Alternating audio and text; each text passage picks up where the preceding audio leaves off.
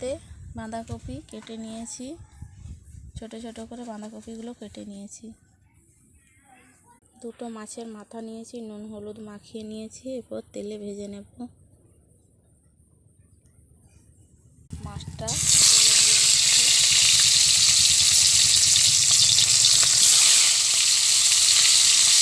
মাছের মাথাটা লাল লাল করে ভেজে নেব।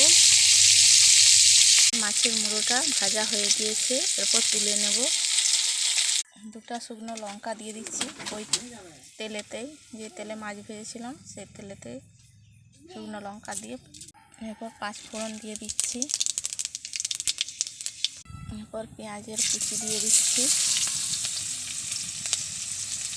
এরপর আদা বাটা দিয়ে দিচ্ছি। এরপর রসুনের বাটা দিয়ে দিচ্ছি। ভালো করে নেড়ে চেড়ে ভালো করে ভেজে নিচ্ছি।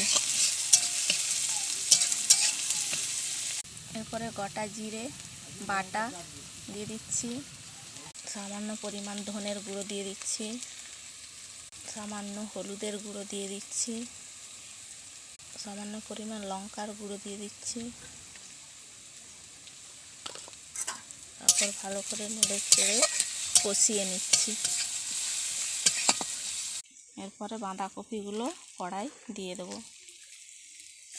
এরপর বাঁধাকপি দিয়ে দিচ্ছি। ভালো করে নেড়ে চেড়ে কষিয়ে নেব। ভালো করে নেড়ে চেড়ে একটা পাত্র দিয়ে ঢাকা নিয়ে ভালো করে সিদ্ধ করে নিতে হবে।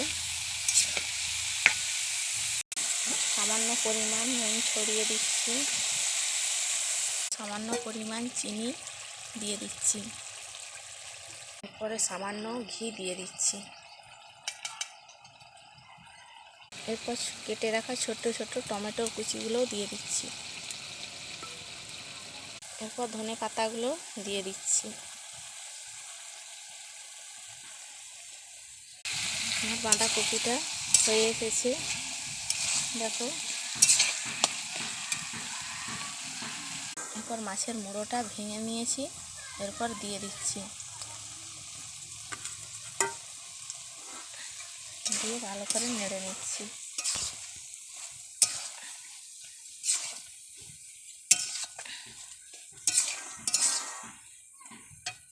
পরিমাণ গরম মশলার গুঁড়ো ছড়িয়ে দিচ্ছি। আমার রান্নাটা হয়ে এসেছে, দেখো কত সুন্দর হয়েছে। গরম ভাতের সাথে খেতে দারুণ লাগবে।